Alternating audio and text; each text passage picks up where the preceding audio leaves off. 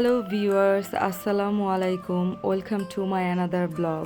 আজকে চলে এসেছি আপনাদেরকে নিয়ে সুন্দর একটা জায়গায়।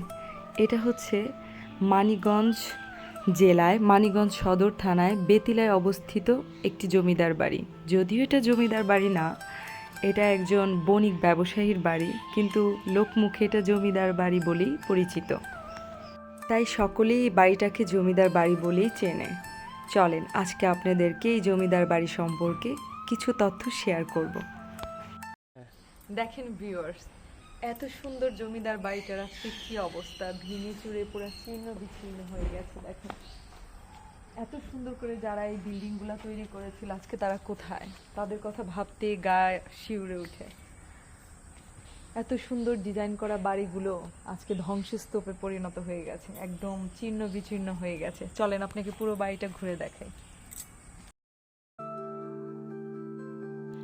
বেতিলার মাঝখান দিয়ে বয়ে চলে গেছে বেতিলা খাল, আর এই বেতিলা খালই ছিল একসময় প্রবল স্রোতের নদী।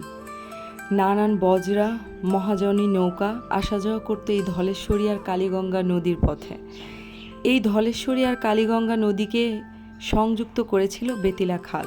তৎকালীন সময়ে বড় বড় ব্যবসায়ীরা বেতিলা খালকে নিরাপদ পথ হিসাবেই ব্যবহার করতেন। এই নিরাপদ নৌ রুট বেছে নিয়েছিলেন জ্যোতিষবাবু বা সত্যবাবুর মতো বড় বড় বণিকেরা।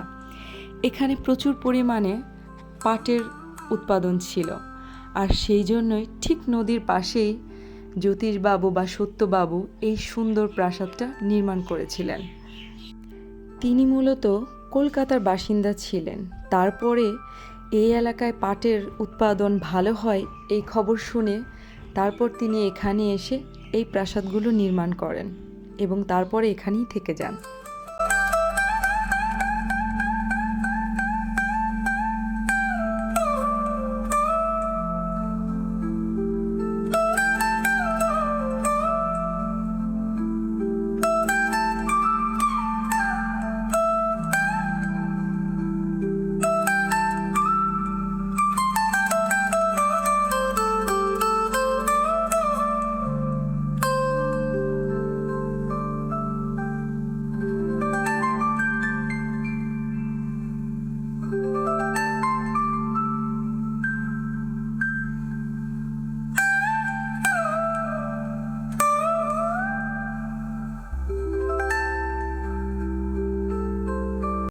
এই বাড়িগুলো সম্পর্কে এর থেকে ভালো কোনো তথ্য কোথাও পাওয়া যায়নি। এগুলো সবই লোকমুখে শোনা কথা। তবে তারা খুব শৌখিন ছিল।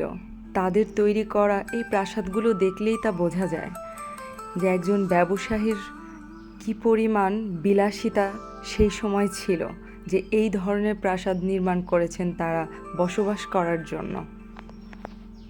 দেখেন এত সুন্দর ডিজাইন, কারুকাজ, নকশা, মানে এক কথায় ওয়াও। দেশের বিভিন্ন জায়গা থেকে দর্শনার্থীরা আসে এই বাড়ির সৌন্দর্য উপভোগ করার জন্য।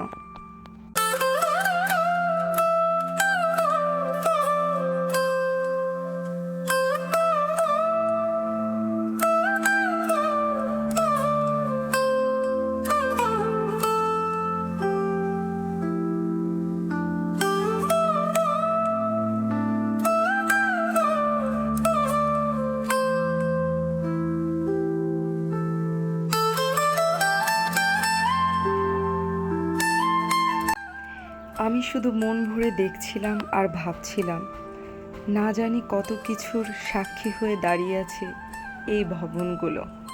কত ভালো লাগা, কত খারাপ লাগা, কত কিছু লুকিয়ে আছে এই প্রাসাদগুলোর ভেতরে। তাই আমি বসে বসে ভাবছিলাম গাইজ, যে আমরা তো শুধু ঘুরতে আসি, দেখে চলে যাই, কিন্তু এটার ইতিহাস সম্পর্কে কত কিছুই না অজানা। আমার এই ধরনের নতুন নতুন ব্লগ পেতে অবশ্যই আমার চ্যানেলটাকে সাবস্ক্রাইব করে রাখবেন।